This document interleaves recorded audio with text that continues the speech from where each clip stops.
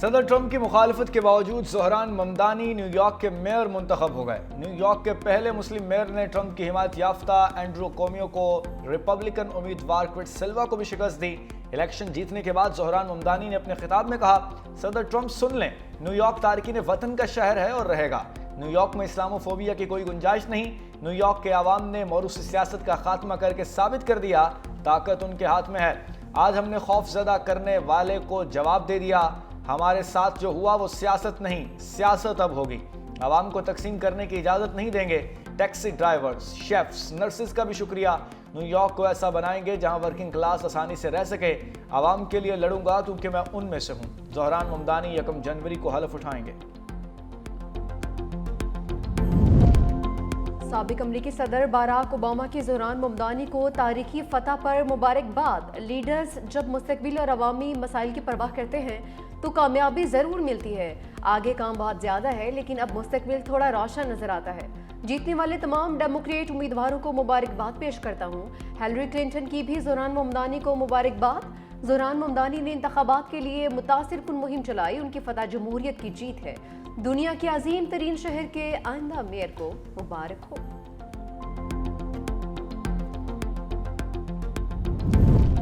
امریکہ کے ریاستی انتخابات میں ڈیموکریٹس کی تاریخی کامیابی، ورجینیا اور نیو جرسی کی گورنرشپ جیت لی۔ ایبیگل اسپینبرجر ورجینیا کی پہلی خاتون گورنر مقرر۔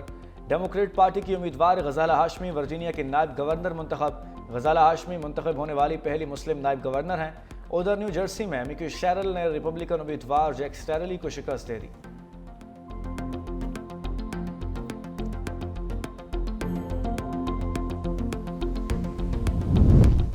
ڈونلڈ ٹرمپ نے شٹ ڈاؤن کو ریپبلکنز کے ہارنے کی بڑی وجہ قرار دے دیا۔ Social media site Truth Social پر پوسٹ میں کہا، شٹ ڈاؤن کی وجہ سے ریپبلکنز کو شکست ہوئی۔ شکست کی دوسری وجہ بیلٹس پر میرا نام نہ ہونا تھا۔ دوسری جانب ٹرمپ کے حمایت یافتہ اینڈریو کومو نے شکست تسلیم کر لی۔ زہران ممدانی کو جیت کی مبارکباد بھی دی۔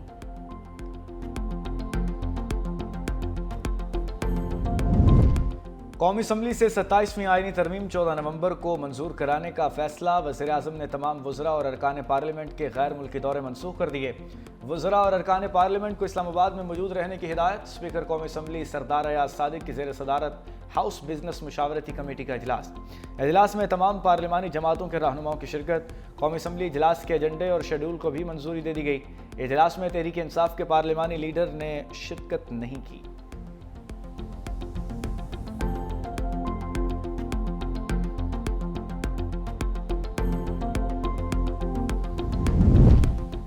ستائیسویں آئینی ترمیم کی منظوری کے لیے رابطے تیز۔ سینیٹر فیصل واوڈہ کی مولانا فضل الرحمان سے ملاقات۔ کہا کہ نمبر گیم پوری ہے، 27ویں کے بعد 28ویں کے لیے بھی بےتاب ہوں۔ ترمیم کے حوالے سے پیپلز پارٹی اور جے یو آئی میں رابطے۔ مولانا فضل الرحمان اور بلاول بھٹو کی ملاقات اسی ہفتے ہوگی۔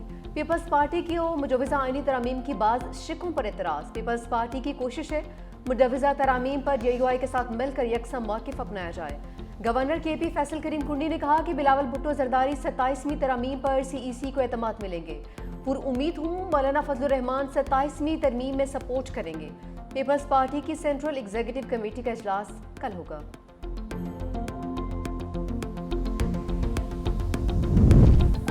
27ویں ترمیم گڈ گورننس اور صوبوں میں بہتر ہم آہنگی سے متعلق ہے۔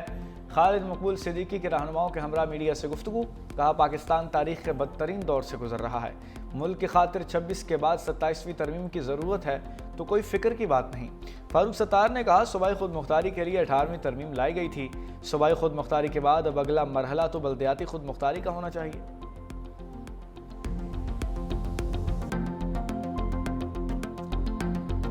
آئین میں ضروریات کو دیکھتے ہوئے ترمیمیں ہوتی ہیں۔ 26ویں آئینی ترمیم آئی تو اس میں بھی آپ نے دیکھا کہ چیئرمین بلاول بھٹو زرداری صاحب نے جو ہے بہت ہی متحرک ہو کر جو بھی بہتری کے فیصلے تھے اس کے لیے انہوں نے کردار ادا کیا۔ 27ویں آئینی ترمیم کے جو نکتے ہیں ان پہ ڈیٹیل میں بات چیت ہوگی۔ جب تک فیصلے ہو نہ جائیں، ڈیٹیل میں بات چیت نہ ہو جائے، تب تک جو ہم لوگ ایک رائے قائم کر دیتے ہیں، وقت کا انتظار کیا جائے۔ ایک ڈیموکریٹک پارٹی ہے، ہر چیز کو ویٹیج دے گی، ہر چیز کو سمجھے گی، اور اس کے بعد جو پاکستان کے حق میں ہوں گے فیصلے، پاکستان پیپلز پارٹی وہی فیصلے کرے گی۔ 27वीं तरमीम पर हतमी फैसले तक कयास आराइयाँ नहीं करनी चाहिए, किसका साथ देना है किसका नहीं, पीपल्स पार्टी सोच समझ कर फैसले करेगी। ई चालान पर सियासत की जा रही है। सीनियर वज़ीर सिंध शर्जील मेमन की मीडिया से गुफ्तगू, कहा कि आइन में ज़रूरियात को देखते हुए तरमीम होती है। Chairman Bilawal Bhutto central executive committee से मुशावरत के बाद ही कोई फैसला करेंगे। ई चालान से शहर में बेहतरी नजर आई है। ख्वाहिश है हुकूमत को चालान की मद में 1 रुपया न मिले। हम टैक्स में छूट का कल्चर खत्म करेंगे। हुकूमत सिंध हारी कार्ड के जरिए 4,19,000 किसानों को मदद फराहम कर रही है। DAP की मद में 14,000 रुपए दिए जाएंगे। दूसरे मरहले में 8,000 रुपए यूरिया की मद में देंगे।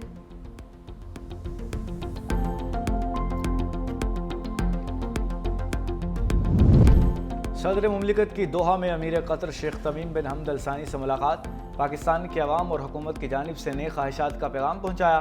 दोनों रहनुमाओं का तारीखी और बरादराना ताल्लुकात मज़ीद मजबूत बनाने का आज़म। अमीर कतर का पाकिस्तानी कम्यूनिटी की तादाद में इजाफे की ख्वाहिश का इजहार। पाक सऊदी दिफाई मुआहदे को खुशाइन करार दिया। सदर मुमलिकत की चीनी नायब सदर से भी मुलाकात। इलाकाई और आलमी फोरम्स पर करीबी ताउन जारी रखने पर इतफाक। सदर जरदारी ने कहा, चीन से दोस्ती पाकिस्तान की खारजा पॉलिसी का बुनियादी सतून है।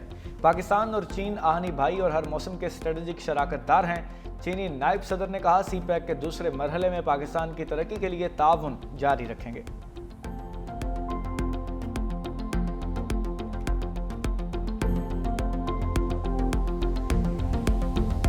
Policy is going to move out of FBR and is going to be with the finance division. तो अगले साल का जो बजट है टैक्स पॉलिसी ऑफिस बनाएगा, नॉट FBR। इनका अब काम ही ये है कि कंसल्टेटिव प्रोसेस करना है, एकेडमिक्स के साथ बात करनी है, आपके थिंक टैंक्स के साथ बात करनी है, आपके साथ मिलकर बनाएंगे। अगले साल का बजट FBR नहीं ताजरों के साथ मिलकर बनाएंगे। हुकूमत अपने खर्चे कम कर रही है। टैक्स इस्लाहात ताजर बरादरी की मुशावरत से की जा रही है। वफाकी वज़ीर ख़ज़ाना मोहम्मद औरंगज़ेब की कराची चैम्बर में गुफ्तगू, कहा कि मुल्क के दोनों बॉर्डर पर इस वक्त मसाइल हैं। मुसल्लह अफवाज को सपोर्ट करने के लिए सरकारी अखराजात में कमी नागुज़ीर है। गवर्नर स्टेट बैंक कमर्शियल बैंकों से पब्लिक प्राइवेट कर्जों की सुस्त फ्राहमी पर जवाब तलब करें। मुल्क से अगर मल्टीनेशनल कंपनीज गई हैं तो इससे ज़्यादा आई भी हैं। अफराती ज़र में थोड़ा इजाफा ज़रूर हुआ है, लेकिन मजमूई अफराती ज़र 7.5% सालाना रहेगा। मादनियात में मकामी कंपनीज सरमायाकारी कर रही हैं।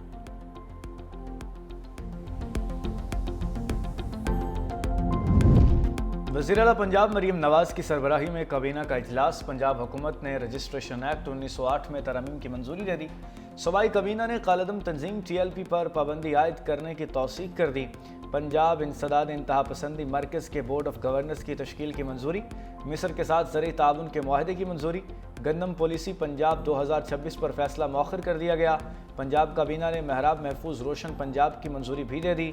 मुल्तान, रावलपिंडी और लाहौर में इलेक्ट्रोबक्स किरायों में इजाफे की तजवीज़ मुस्तरद कर दी गई। काबीना ने air Punjab private limited company के क़याम की मंजूरी भी दी।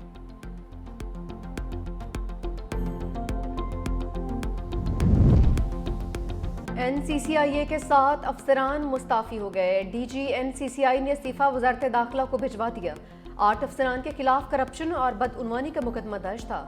अस्तीफ़ों की मंजूरी वज़ारत दाखिला देगी। मुस्तफ़ी अफसरान में additional director Sarfaraz Chaudhary, DD जवार अहमद, AD मुश्तबा जफ़र, शोएब रियाज, मोहम्मद उस्मान, सब इंस्पेक्टर यासिर रमज़ान और अली रसा शामिल।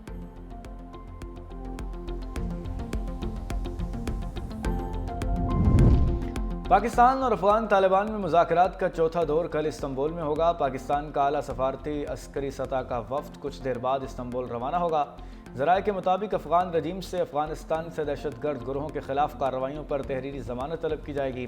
अफगान तालिबान से दहशतगर्दों की सरहद पार नकलो हरकत की निगरानी के निज़ाम के क़याम के तरीक़ेकार पर मज़ीद बातचीत की जाएगी।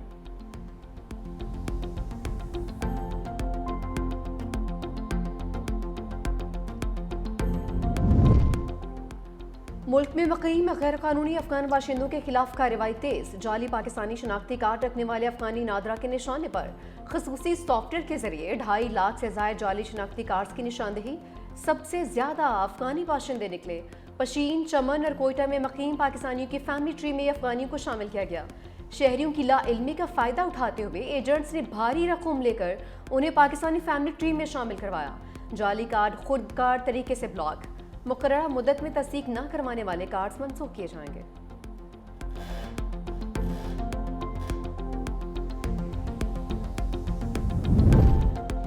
کراچی میں 2 روزہ فیوچر سمٹ کانفرنس کا آغاز وزیر اعلیٰ مراد علی شاہ نے خطاب کرتے ہوئے کہا، کراچی پاکستان کا معاشی ہب ہے۔ سندھ حکومت کاروباری سرگرمیوں کے فروغ کے لیے ہر ممکن اقدامات کر رہی ہے۔ ایسا نظام بنا رہے ہیں جہاں کسی نوجوان کو کامیابی کے لیے صوبہ نہ چھوڑنا پڑے۔ سندھ سبز اور ڈیجیٹل معیشت کی طرف بڑھ رہا ہے۔ ای گورننس کے ذریعے بیوروکریسی کم اور خدمات میں آسانی پیدا کر رہے ہیں۔ حکومت، نجی شعبہ، اکیڈمیا اور عوام سب کو مل کر آگے بڑھنا ہوگا۔ فیوچر سمٹ کے افتتاحی سیشن سے وفاقی وزیر خزانہ محمد اورنگزیب، گورنر خیبر پختونخوا فیصل کریم کنڈی اور وفاقی وزیر مصدق ملک نے بھی خطاب کیا۔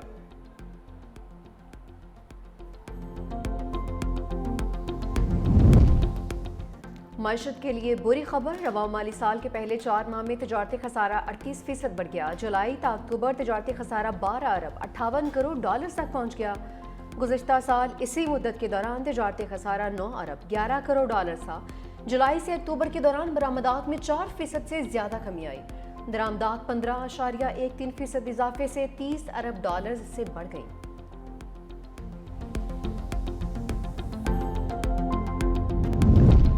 وزیر داخلہ محسن نقوی کے لاہور میں نادرہ سینٹر، فہد ٹاؤن اور ریجنل پاسپورٹ آفس، ڈیرہ گجراں شالیمار کے اچانک دورے، شناختی کارڈ اور پاسپورٹ بنوانے کے عمل کا جائزہ لیا، شہریوں کے مسائل سنے اور حل کے لیے موقع پر ہی احکامات جاری کیے۔ کہا خصوصی افراد کا خصوصی پروٹوکول کے ساتھ کام فی الفور نمٹایا جائے۔ شہریوں کو اپنی دستاویزات کے حصول میں کسی بھی قسم کی مشکل نہیں آنی چاہیے۔ دستاویزات اور پاسپورٹ کی ڈلیوری مقررہ مدت میں یقینی بنائی جائے۔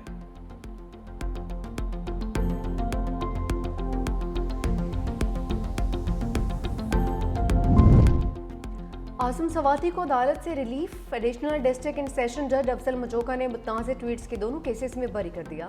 جج افضل مجوکا نے عاصم سواتی کے خلاف کیسز کا فیصلہ محفوظ کر رکھا تھا جو آج سنا دیا گیا۔ عاصم سواتی کے خلاف کیسز FIA نے درج کیے تھے۔